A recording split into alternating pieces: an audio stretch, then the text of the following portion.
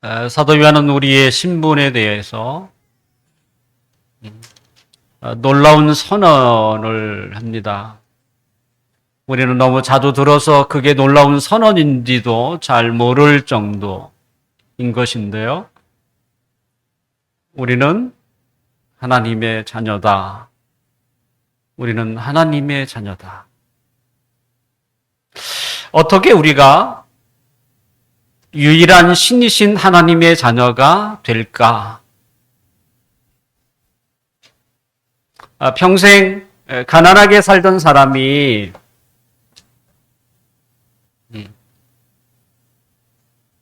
부잣집에 입양되어 양자로 들어가는 것, 상상하기 어려운 일이지만 그렇다고 절대 없는 일은 아니죠. 하지만 피조물 중에 하나인 우리가 하나님의 자녀, 신의 자녀가 되는 일은 그건 상상할 수도 없는 일입니다.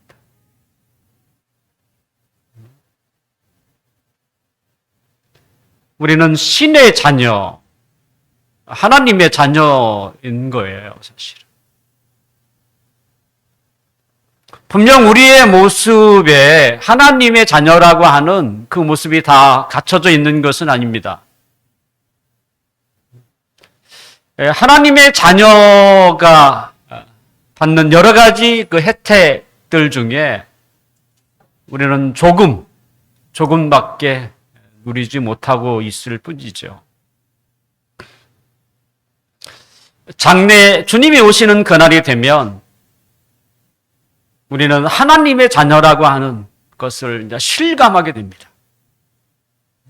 그게 얼마나 엄청난 복인지를, 그리고 하나님의 자녀가 어떠한지를 우리는 우리 스스로를 보면서도 크게 아마 놀라게 될 것이라고 생각이 됩니다.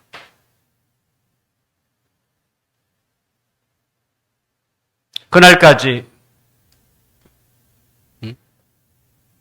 주님이 오시는 그날, 때로는 우리의 생명이 다하는 그날까지 우리가 맞받고 있는 세상에서 우리는 열심히 살아야 합니다. 특히 하나님의 자녀라면 대충 살아서는 안 돼요. 그리고 질서 없이 살아서도 안 돼요. 성경은 하나님은 질서의 하나님이라고 소개하고 있어요. 우리의 삶에 질서가 없다는 말은 하나님의 은혜가 없다는 얘기고 하나님의 인재가 없다는 얘기와 저는 크게 다르지 않다고 생각해요.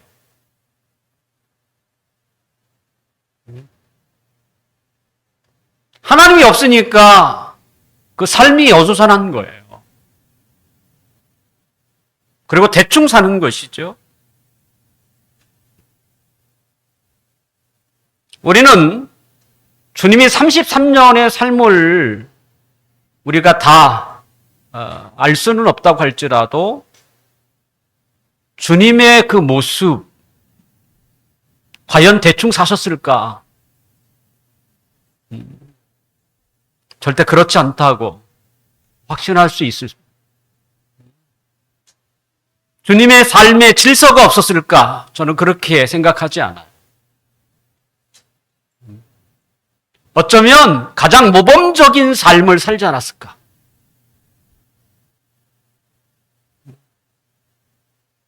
그것이 우리 그리스도인의 삶이어야 한다는 것이죠.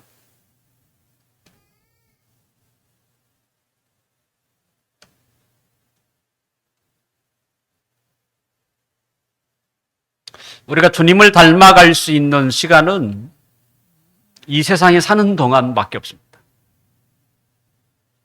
죽은 다음에는 주님을 닮을 수가 없습니다. 그러니까 이 세상을 살아가는 동안 최대한 주님의 삶을 본받아 살아야 한다는 것이죠. 아까 우리가 불렀던 너 성결케 위해라고 하는 그 찬양에 보면 이 세상에 주님을 닮으려고 노력한 사람일수록 천국에서 더 주님을 잘 섬긴다, 이런 가사가 나옵니다.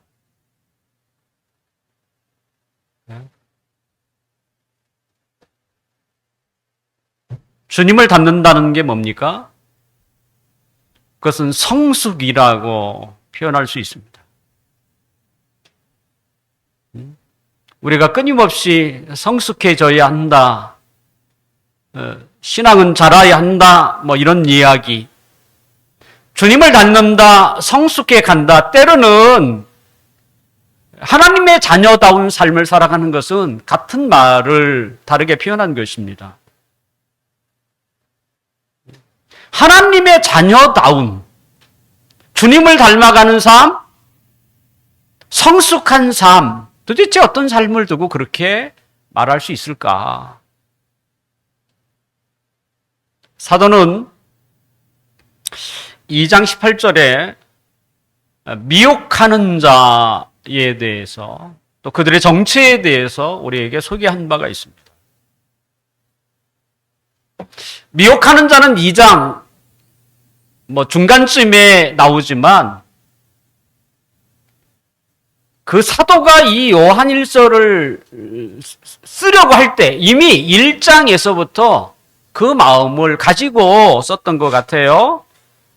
왜냐하면 사도는 하나님과의 교제, 그리고 그 교제가 주는 놀라운 기쁨을 소개하면서 1장에 보면 하나님과 사귐을 갖는다고 하면서 어둠에 행하는 자, 하나님을 예배하면서 실생활에서는 그 다운 모습이 전혀 보이지 않는 자에 대해서 말하고 있기 때문에 그런 거예요.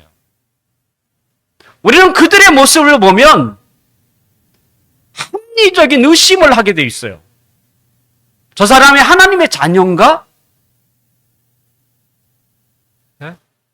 왜? 예배하는 모습과 삶의 모습이 너무 다른 거예요. 이런 상황을 보면 우리는 당연히 합리적으로 의심할 수밖에 없는 것이지요. 사도는 오늘 본문 7절, 우리 상반절, 7절 상반절 한번 읽어볼까요? 시작. 자녀들아, 아무도 너희를 미혹하지 못하게 하라. 자녀들아, 아무도 너희를 미혹하지. 또 미혹한다는. 그리고 너희는 그 미혹을 받지 말라고 또 권면하고 있어요. 하나님의 자녀를 미혹하는 자들은 두 가지 내용을 가지고 그들을 이용을 합니다. 첫 번째는 교리고요. 두 번째가 행동입니다. 그래서 사도는 2장에 저들이 신자들을 미혹하는데 첫 번째로 든 게 교리예요, 교리.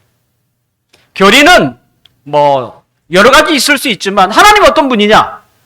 예수님이 어떤 분이냐? 성령님이 어떤 분이냐? 구원이 뭐냐? 교회가 뭐냐? 기본적으로 이제 우리가 생각하는 게 이제 교리라고 말할 수 있어요. 그들은 특별히 예수님을 다르게 가르쳤습니다. 지금까지 사도로부터 들었던 말과는 좀 다른, 좀 비꼰 거죠. 약간 틀어버린 거죠. 예수님을 다르게 가르쳤어요. 사도 요한은 예수님이야말로 참 인간이시고 참 하나님이시다. 이렇게 선언했는데 이들은 자신의 생각에 비추어서 자신이 이해할 수 있는 한도 내에서 그것을 다르게 해석을 했어요. 그들의 주장은 이런 것이죠. 예수님이 하나님의 아들로 이 세상에 태어난 게 아니라는 거예요. 그냥 평범한 인간으로 태어나서 세례를 받을 때 복음서에 보면 하늘이 열리고 하나님의 음성이 들리죠. 너는 내 사랑하는 아들이다. 아마 이 구절을 가지고 그때 하나님의 아들로 인정이 되었다는 거예요.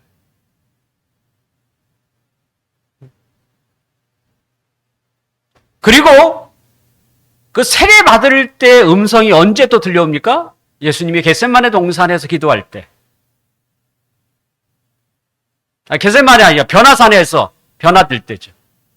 그때도 하늘에서 너는 내 사랑하는 아들이다.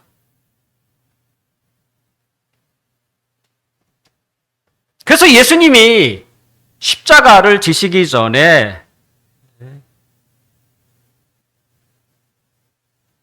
인간의 몸에서 나와서 하늘로 올라가셨다는 것이죠. 그래서 예수님이 세례 받을 때 하나님의 아들로 인정이 돼서 하나님의 신이 임했다가 십자가를 지시기 전에 인간의 몸에서 떠나 하늘로 올라갔다.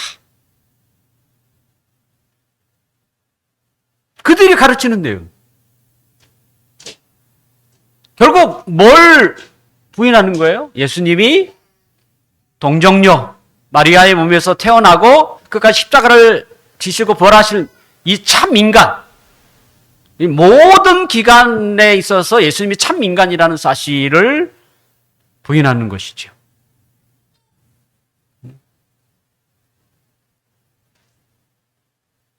그 다음에 미혹하는 자들이 이런 교리만 가지고 사람을 미혹하는 게 아니에요.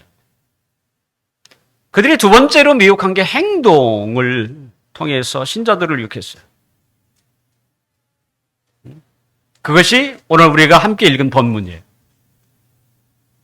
우리는 이미 예수 그리스도를 통해서 죄사함 받았다는 거예요. 그러므로 하나님의 자녀는 더 이상 죄를 신경 쓰지 말라. 그 신경 쓰지 않아도 다 하나님이 용서해 주셨기 때문에 하나님의 심판을 받지 않는다.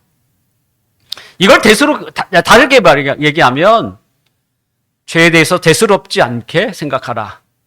가볍게 생각하라. 그 말입니다. 죄는요, 인격을 가진 피조물에서만 나타나는 행동입니다. 동물 세계에서는 죄라는 개념이 없어요. 그러면 죄가 뭐냐? 죄가 뭡니까?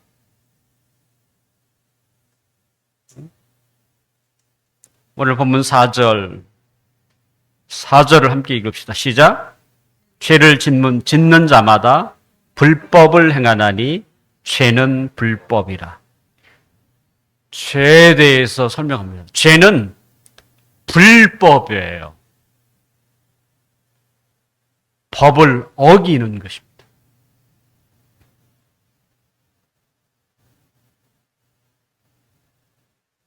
다시 한번 얘기합니다. 죄는 불법이에요.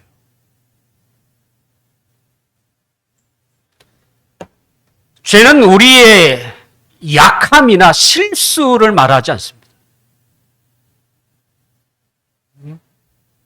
죄는 지난날 우리가 살았던 옛사람의 모습으로 돌아가는 정도를 말하는 게 아니에요.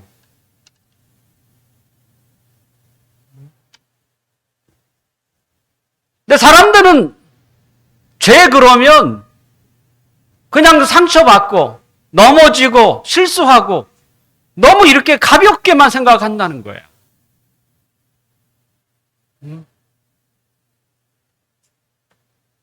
죄는 율법을 어기는 것입니다. 불법이에요, 불법.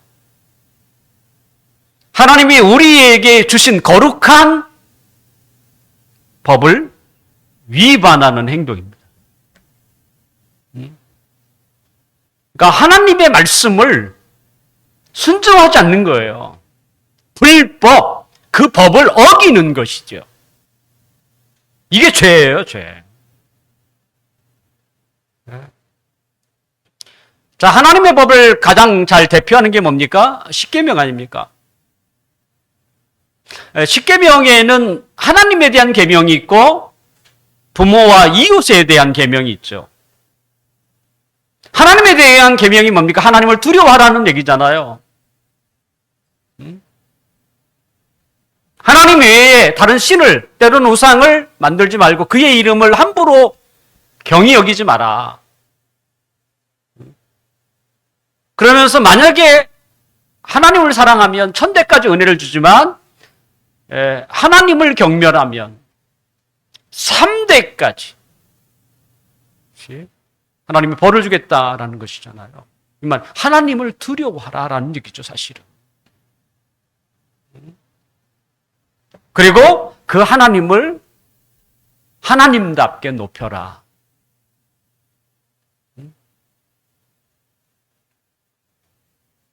이것이 하나님에 대한 계명이고요. 그리고 나온 게 우리가 이웃사랑이라고 표현하는 부모 공경을 포함하여 이웃에 대한 사랑이죠. 부모 공경과 이웃사랑의 법은 언제나 하나님을 경외하는 가운데서 나타나는 행동입니다. 그러니까 하나님을 두려워하고 하나님을 높이는 게 우선되고요. 그런 행동이 자연적으로 흘러서 이웃에게까지 퍼져간다라고 우리가 이해하면 좋겠습니다. 자, 이웃사랑이라는 게 뭘까요? 분명 이웃을 섬기는 것, 베푸는 것도 포함하지만 기본적으로는요, 윤리, 도덕적인 행동을 말합니다.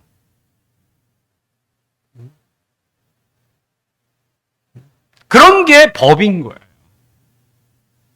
십계명에 말하는 윤리, 도덕적인 게 뭐겠어요? 그걸 법으로 만들었어요. 살인하지 마라. 법으로 돼 있다니까. 그건 윤리예요. 도덕입니다. 윤리와 도덕은 하나님이 법으로 만들어진, 결국 이것은 뭐냐면 인간이 가지고 있는 가장 마땅한 삶.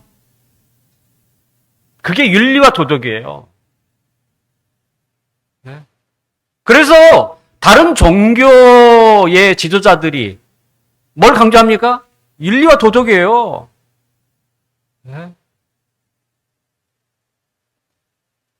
단지 그들이 없는 게 뭡니까? 그들에게는 하나님이 없는 거예요. 모든 종교는 윤리와 도덕을 말하는 거예요. 기독교도 마찬가지입니다. 그것이 인간으로서 마땅히 살아야 하는 도리예요, 도리.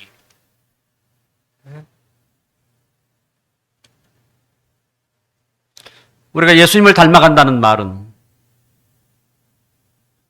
열심히 성경을 읽고 기도하고 전도하는 삶이 아니에요. 사람과 사람으로서 가지는 그 도리를 지키고 한마디로 도덕적인 삶을 사는 거예요. 만약 어떤 사람이 교회는 열심히 다니는데 그래서 기도도 하고 전도하는데 다른 사람들과의 관계가 건강하지 못해. 그래서 말을 할 때마다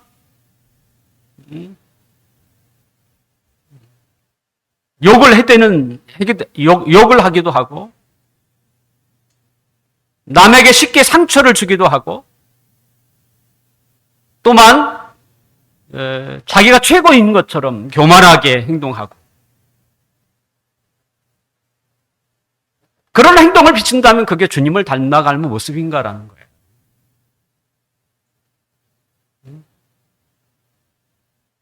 우리가 너무 그 신앙과 종교를 이해를 못하는 것 같아요.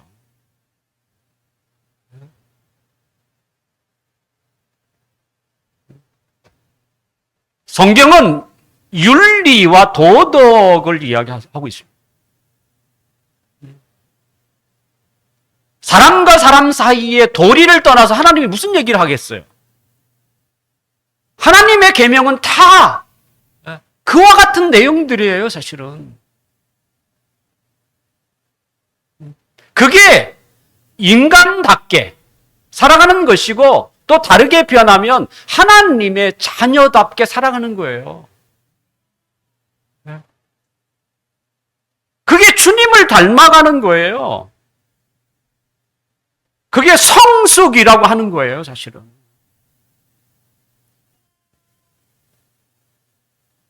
주님은 경건의 삶을 사셨어요. 그것이 주님의 그 습관입니다. 경건 생활은요, 습관이어야 합니다. 습관이 안 되면 할 수가 없어요.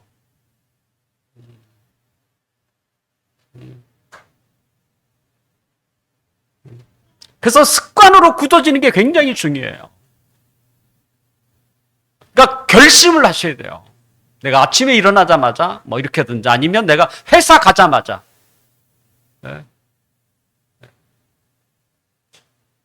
이게 안 되면, 습관이 안 되면 경건 생활을 할 수가 없어요.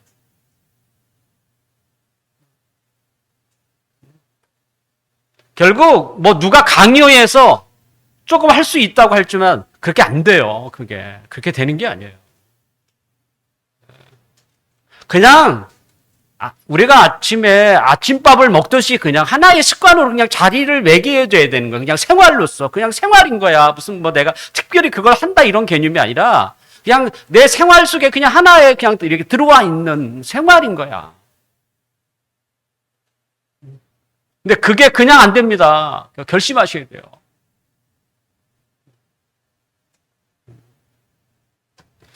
주님은 그 경건의 삶을 사셨어요. 아침 일찍이죠. 하루 종일 경건의 삶을 사시나요? 그렇지 않아요. 그리고 사람을 만나고 또 하나님의 그에게 준 사역을 감당하고 그러면 그분에게 경건 생활은 뭐겠습니까? 맡겨진 사역을 감당하고 사람들과의 관계를 위한 기초가 된 거예요. 그러니까 하나님을 가까이 함으로써 하나님을 그분이 기뻐하셨고 또 하나님과 교제하면서 하나님이 주시는 힘을 얻어서 사역을 감당하고 또 생활 속에서 성숙한 삶을 사신 거예요. 네? 세상은 뭐가 없어요? 그게 없는 거예요. 하나님이 없어요. 근데 우리는 이 견건 생활을 통해서 하나님이 주신 힘을 거기서 얻는 거죠.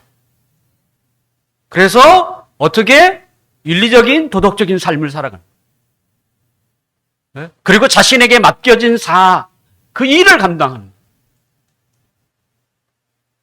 거예요. 죄는 우리를 향한 하나님의 거룩한 뜻을 저버리는 행동입니다. 죄는 성숙한 삶을 포기하는 것입니다. 죄는 주님을 닮아가겠다고 하는 것을 일찌감치 포기하는 것과 같습니다. 하나님의 아들이신 예수 그리스도께서 왜 마리아의 몸을 빌려서 이 세상에 오셨고 33년의 삶을 사시다가 마침내 십자가에 죽으셔야만 했습니까? 왜 그랬을까요? 그것은 인간이 살아갈 수 있는 가장 모범적인 삶을 우리에게 보여주려고 했을까요? 또는 눈으로 볼 수 없는 하나님이 어떤 분인지를 우리에게 가르치기 위해서 오셨을까요? 분명 주님은 그와 같은 일을 하셨습니다. 하지만 주님이 이 땅에 오신 가장 중요한 목적이 있습니다. 그 목적이 뭐겠습니까? 5절. 시작. 그가 우리를 죄를 없애려고 나타나신 것을 너희가 아나니 그에게는 죄가 없느니라. 그가 우리의 죄를 없애려고 나타나셨다는 거예요. 그러면서 그는 한마디 더 하죠. 그분은 죄가 없었다. 예수님이 이 세상에 오신 가장 큰 목적은 죄를 해결하기 위해서.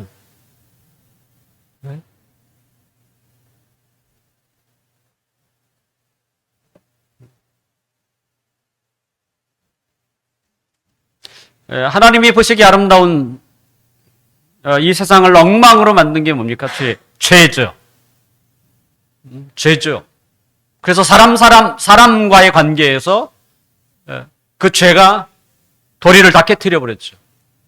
사람과의 관계를 엉망으로 만들어 버렸어요.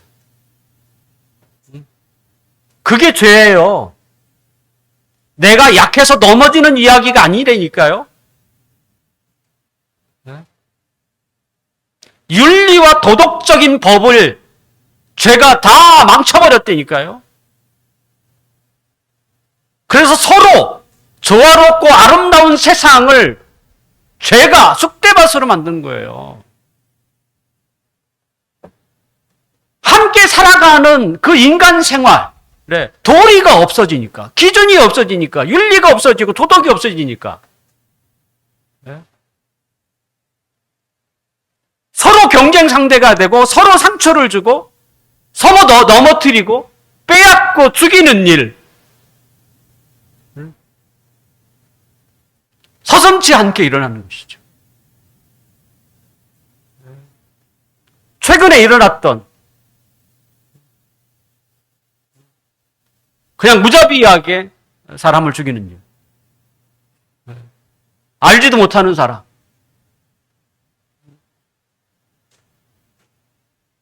결국 죄가 그렇게 한 거예요. 또한 우리가 살고 있는 이 만물도 그 인간의 죄 때문에 신음하고 있다. 성경은 이렇게 우리에게 이야기를 하고 있습니다. 우리가 살아가는 삶과 이 세상의 문제는 죄의 문제예요, 사실. 죄를 해결하지 않고서는 근본적인 치유가 불가능합니다.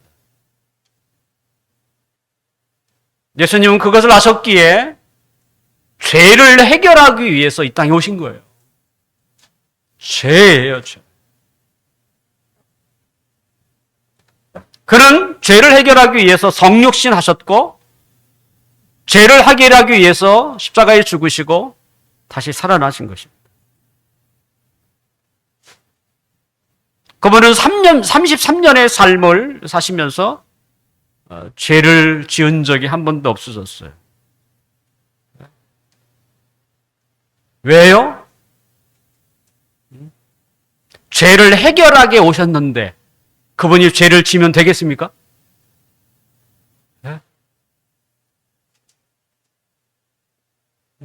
그래서 죄가 없는 거예요. 그는 죄된 삶을 철저히 버리셨어요. 다르게 표현하면 주님은 적극적으로 하나님의 율법을 지키셨어요. 왜냐하면 죄는 불법이라. 하나님의 말씀을 지키지 않는 게 죄되니까요. 하나님의 말씀을 가장 완벽하게 짓는 것이 죄가 없는 삶인 거예요, 사실은. 예수님은 적극적으로 하나님의 말씀을 지켰어요. 순종하셨어요.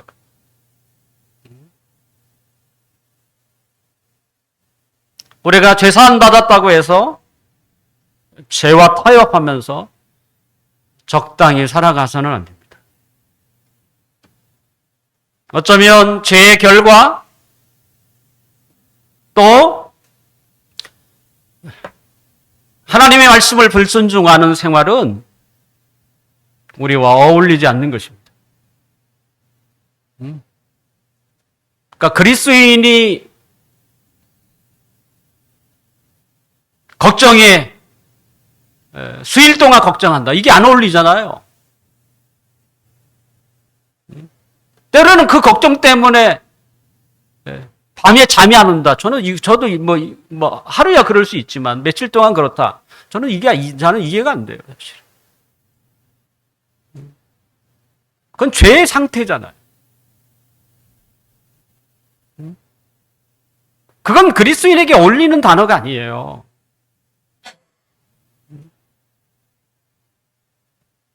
그 다음에 도덕적이고 윤리적인 삶을 살지 않는 것도 그건 그리스도인에게 합당치 않아요, 사실은.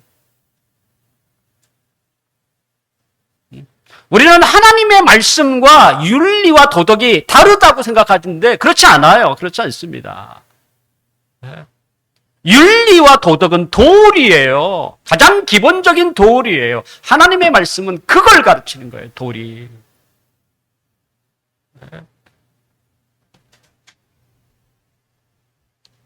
죄가 어떻게 인간 세상에 오게 됐습니까? 성경은 공중 권세에 잡은 자 마귀로부터 시작되었다고 얘기합니다. 마귀는 한때 천사장이었습니다. 그는 자신의 죄를 가지고 주위의 천사들을 유혹했어요. 그리고 하나님께 반역을 시작했고요. 하나님의 자리인 신의 자리까지 넘보았어요. 그리고 그것으로 인해서 그는 천상에서, 하늘에서 쫓겨나게 됩니다. 피조물이 창조자의 자리를 넘본 사건이죠. 그것으로 인하여 마귀는 하늘에서 쫓겨나서 공중, 때로는 이 세상 가운데 거하게 되죠. 자, 그 다음에 그가 하는 일이 뭘까요? 하나님의 놀라운 계획을 가지고, 만든 하나님의 형상대로 창조된 인간을 유혹하는 일이었어요. 그가 유혹의 대상으로 삼은 자는 하와였고, 후에 아담도 그 타락에 가담하게 되었습니다. 마귀가 어떻게 죄가 없는 인간이었어요. 죄가 없는 인간을 어떻게 그렇게 타락시켰을까? 거기에도 고도의 두 가지 전술이 있었습니다. 먼저는 하나님을 의심하게 하는 것입니다.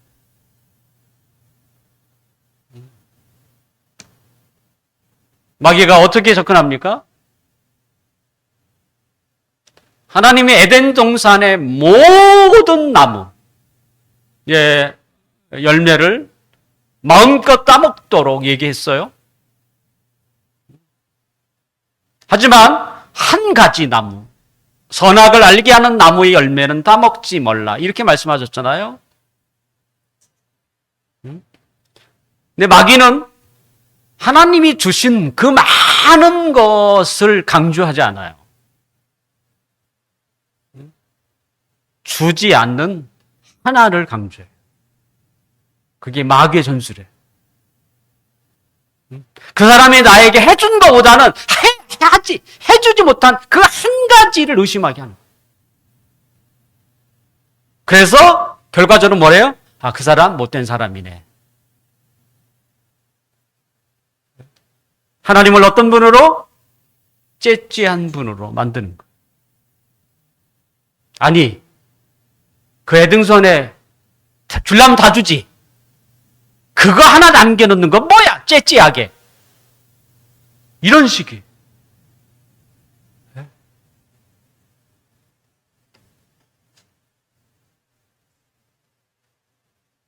결국 주지 않은 한 가지예요. 준 1000가지 만 가지보다 주지 않은 한 가지에 초점을 맞춥니다.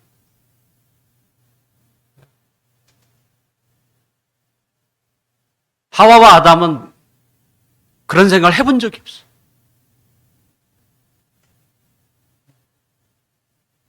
왜? 주신 것이 너무 많았고.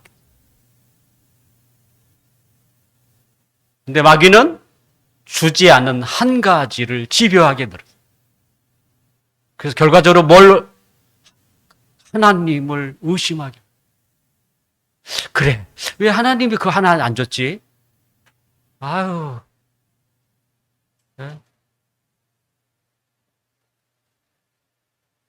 하나님은 마음이 그렇게 넓지 않은가 봐. 자꾸 이런 식으로 하나님을 의심하게 되면 점점 그와 멀어지게 되는 것이죠. 우리 집에는 신학을 전공하고 있는 아들이 있고 신학을 전공하지 않는 또 하나의 아들이 있습니다. 신학을 전공하지 않는 아들이 저에게 이런 질문을 했습니다. 왜 하나님은 모든 것이 가능한데 굳이 선악과를 만들어 먹고 따 먹지 말라고 하셨는가? 그 나이에 궁금하기도 하겠지만 무엇보다 하나님의 행동이 마음에 들지 않는 거예요. 줄라면 다 주지. 째째하게. 이미 하나님에 대한 의심이 먼저 가는 거죠.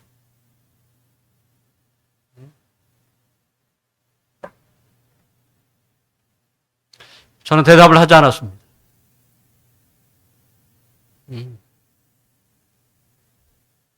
그리고 그 아들에게 하나님께 가거든 물어보라.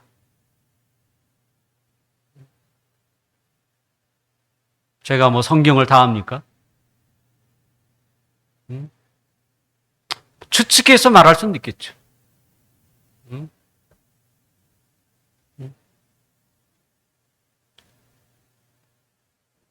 그러니까 하나님을 의심하기 시작하면, 근데 대부분의 의심은 어떻게 해요? 이런 식으로 시작하는.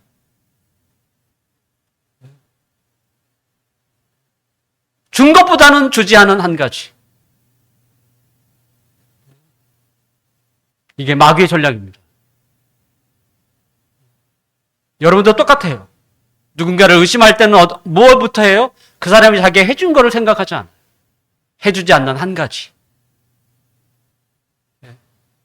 하나, 마귀도 들어갔습니다.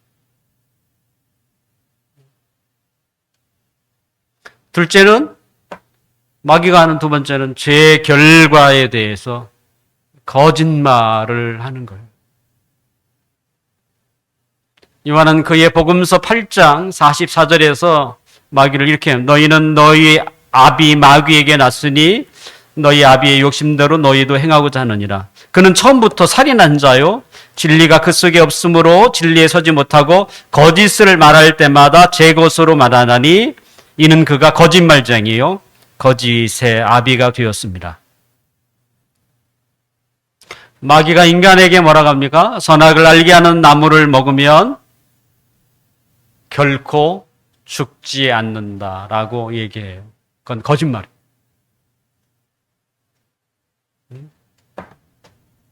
사실과 다르죠.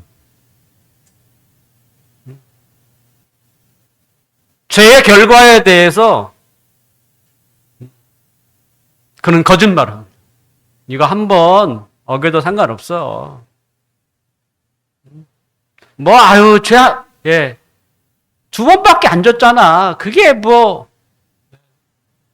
괜찮아. 마귀는 죄의 결과에 대해서 늘 거짓말합니다. 하지만 사실이 아니에요. 마귀가 아담과 하와에게 죄를 짓게 한 이후에 마귀는 지금까지도 똑같은 방법으로 사람들을 죄를 짓게 합니다. 선하신 하나님을 의심하게 해요. 과연 하나님은 사랑의 하나님인가? 어떻게 사랑의 하나님이 사람들을 지옥에 보낼 수 있지?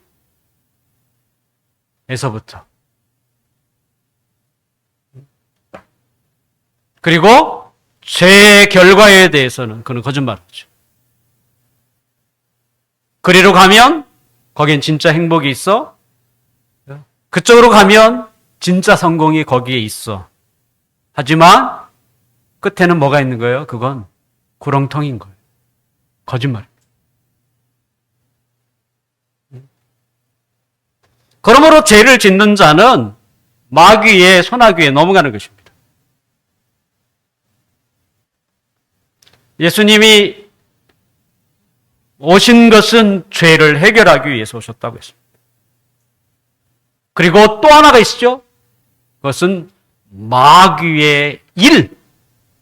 사람들로 하여금 죄를 짓게 하는 일, 마귀의 일을 없애려고 오신 거예요. 오늘 보면 8절.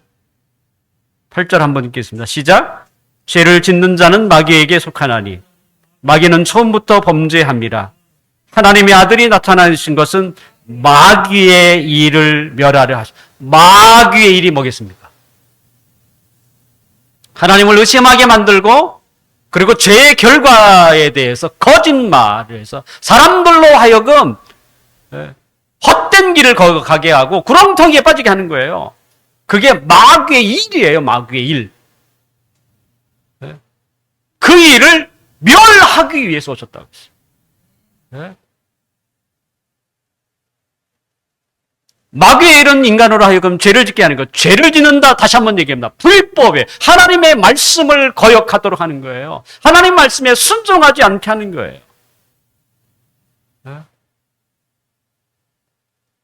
성숙, 성결한 삶, 예수님을 닮아가는 삶. 그건 다른 게 아닙니다. 하나님이 우리에게 요구하시는 윤리적인 법이에요. 도덕적인 법입니다. 기도를 많이 한다고 성숙한 사람입니까?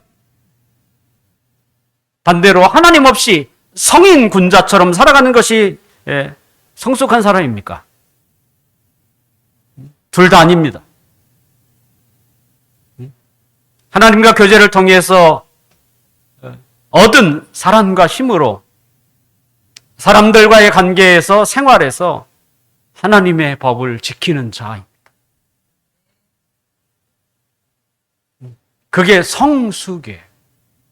그게 주님을 닮아가는 자예요.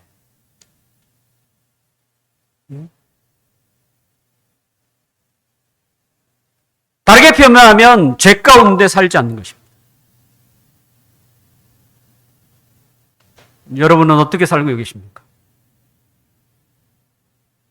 여러분이 늘 함께하는 가족이나 또 늘 마주치는 사람들에게 여러분에 대해서 물어본다면 어떤 평가를 내릴까요?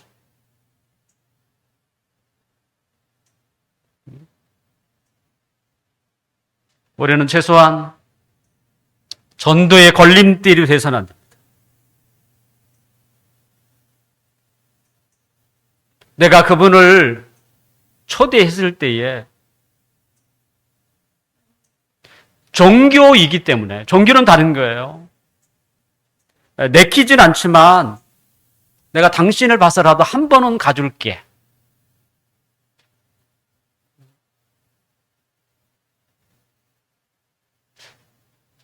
이 말은 뭡니까?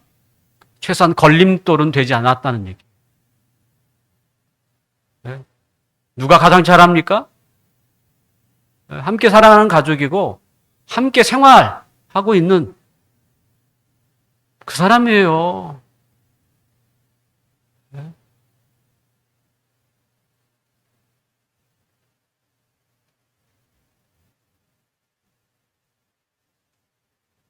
우리 스스로 질문해 봐야 돼요. 내가 그분에게 정중하게 교회에 나오시라고 이렇게 말할 수 있는가? 말한다면 그분이 어떻게 반응할 것인가?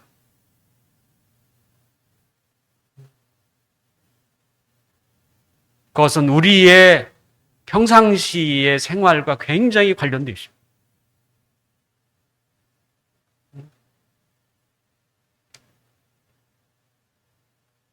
전도는 그렇게 해서 하는 거예요, 본래. 그게 정석입니다.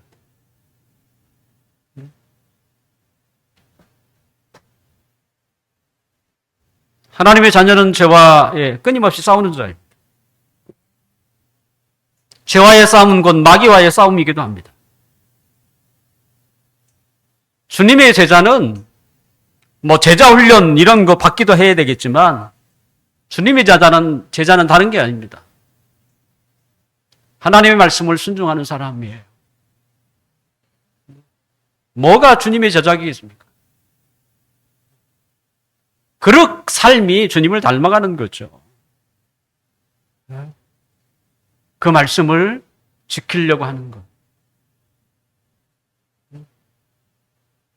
죄는 불법입니다.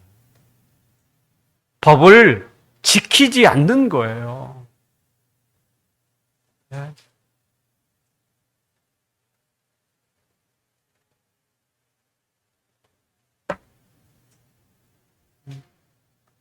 우리가 당당하게 말할 수 없다면,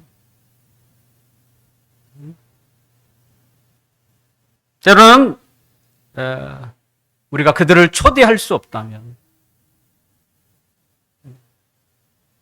우리의 삶에는 문제가 있는 것입니다. 아직 성숙하지 못한 거예요.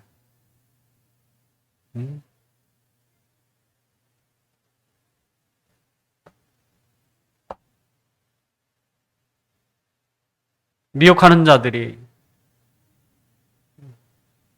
지금도 여전히 활동하고 있는 거죠.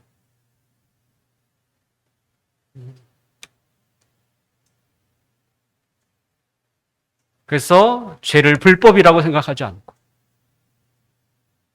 그저 실수나 우리의 약함이나 부족함이라고 다시 몰아간 거예요. 사람들이 죄를 이야기할 때 다 그런 얘기해요. 하나님의 말씀을 지키지 않는 것을 죄라고 생각하지 않아요. 그건 너무나 대충 대수롭지 않게 생각하는 것. 아닙니다. 죄는 불법이에요. 법을 지키지 않는 것입니다. 주님을 닮아가는 게 경건의 삶을 오랫동안 하는 게 아니에요. 그게 무슨 의미가 있겠습니까? 하루 종일 기도한다고, 하루 종일 성경 읽는다고, 그게 무슨 의미가 있어요? 네? 만약에 그것이 의미 있다면, 사람들과 관계에서, 사람들의 태도에서, 관계에서 그것이 나타나야죠. 네? 그렇게 나타나지 않으면, 그것은 성숙한 사람도 아니고, 주님을 닮은 사람도 아니고, 하나님의 자녀다운 사람도 아닌 거예요. 결국 우리의 생활이 우리를 대변하는 것입니다. 하나님의 말씀을 지키기가 쉬운가요? 그렇지 않죠. 그래서 하나님의 힘이 필요한 거예요. 그 힘을 얻기 위해서 경건 생활도 하는 거예요. 그렇게 살려고 묵상하는 거예요. 기도하는 거예요. 그것 때문에.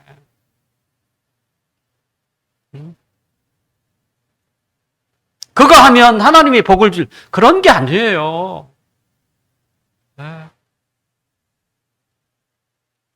사랑하는 성도 여러분, 말씀을 마치겠습니다. 오늘 말씀을 잘 기억하셔서 우리가 믿는 그 하나님을 좀 다르게 이해하지 않았으면 좋겠어요.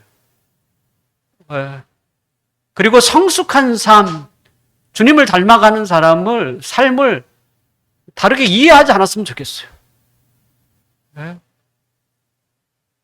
신앙은 생활이에요. 삶이에요. 특별한 사건이 아니에요. 그러니까 기적을 꿈꾸는 게 아니고 우리의 삶을 하나님 말씀에 따라 순종하는 것을 우리가 기대하셔야 되고 그걸 위하여 기도하는 게 중요한 거지. 바라옵기는 우리 모두가 죄는 불법이다. 죄와 싸우십시오. 하나님 말씀을 지키려고 애쓰십시오. 그래서 하나님의 자녀다운 삶, 주님을 닮아가는 삶 살아가시기를 주님의 이름으로 축원합니다. 기도하겠습니다.